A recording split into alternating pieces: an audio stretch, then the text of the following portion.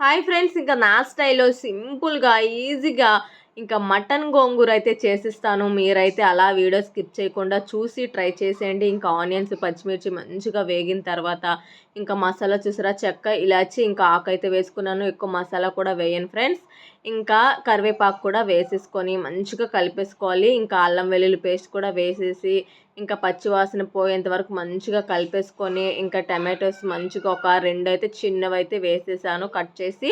ఇంకా మంచిగా ఇంకా టమాటో మగ్గిన తర్వాత ఇంకా అలా కలిపేసుకొని ఒక 5 మినిట్స్ మూత పెట్టి తర్వాత తీసిన తర్వాత ఇంకా చూస్తారు కదా, మంచిగా గోంగూర కడిగేసుకొని ఒక కట్ట అయితే వేసుకున్నాను. ఇంకా 1/2 కేజీ మటన్ కాబట్టి 1/2 కేజీ మటన్కి ఒక కట్ట గోంగూర అయితే సరిపోద్ది.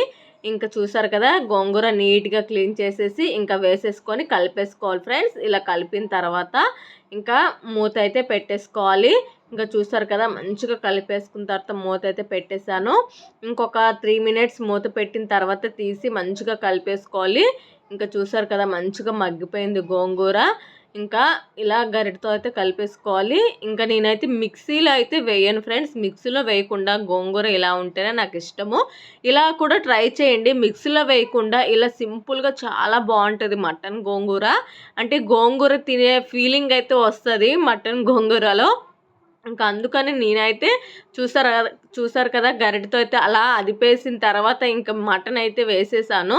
ఇంకా గోంగూర అయితే మిక్సీ జార్లో అయితే వేయకుండా ఇలా వేసుకోండి, ఒకసారి ట్రై చేయండి. కొంతమంది వీడియోలో అయితే ఇంకా మిక్సీ జార్లో వేసుకొని చేస్తారు కదా. నేనైతే నా స్టైల్లో సింపుల్గా ఇలా మిక్సీ జార్లో వేయకుండా గోంగూర ఫ్లేవర్ తగిలేలా గోంగూర తినే ఫీలింగ్ రావాలి. ఇంకా అందుకని మిక్సీలో వేయకుండా ఇంకా వేసేసాను ఇలా. ఇంకా కారం అయితే చూసారు కదా, ఇంకా 1/2 కేజీ మటన్ కాబట్టి ఇంకా కప్పుకైతే 1/2 కప్ అయితే కారం, తర్వాత సాల్ట్ అయితే రుచికి తగ్గట్టు ధనియా పౌడర్ వేసేసాను. ఇంకా స్పూన్ అయితే ఒక పసుపు అయితే వేసేసాను. ఇంకా నీట్గా కలిపేసుకోవాలి ఫ్రెండ్స్. ఇంకా చూసారు కదా, మసాలా కూడా ఎక్కువ వేయలేదు, లైట్గా వేసాను ఎందుకంటే గోంగూర వేడి కదా. ఇంకా అందుకని ఇంకా గోంగూర కాబట్టి ఇంకా మసాలా ఎక్కువ ఇంగ్రీడియంట్స్ వేయకుండా లైట్గా వేసేసుకున్నాను. చెప్పాను కదా, నా వంటలన్నీ సింపుల్గా అందరు తినేలా సింపుల్గా ఉంటాయి కాబట్టి మీరు కూడా అలా ట్రై చేసేయండి ఫ్రెండ్స్. చూసారు కదా, ఒక 5 మినిట్స్ పాటు మటన్ ముక్కలకి మంచిగా కారం మసాలా అన్నీ పట్టినట్టు కలిపేసుకొని ఇంకా వాటర్ అయితే వేసేసుకోవాలి. ఇంకా చూసారు కదా, వాటర్ అయితే వేసేసాను. ఇంకా మూత అయితే పెట్టేసి ఒక 1/2 అవర్ అయితే ఉడికించాలి. ఎందుకంటే నేను కుక్కర్లో వండట్లేదు, తపెలలో కాబట్టి కొంచెం టైం పడుతుంది కదా మటన్కే. ఇంకా అందుకని మంచిగా కలిపేసుకున్న తర్వాత మధ్య మధ్యలో మూత తీసి కలుపుతూ ఉండాలి. ఇంకా లాస్ట్లో అయితే ఇంకా చూసారు కదా, చికెన్ మసాలా, నేను మటన్ అయినా ఫిష్ అయినా చికెన్ మసాలా వేసానని తెలుసు కదా.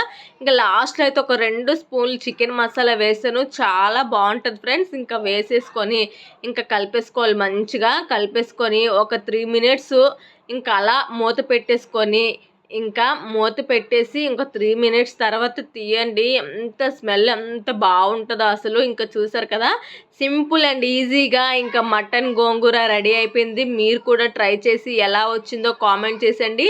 అలాగే ఈ వీడియో నచ్చితే ప్లీజ్ ఫ్రెండ్స్ లైక్ చేయండి, షేర్ చేయండి అండ్ సబ్స్క్రైబ్ చేయండి.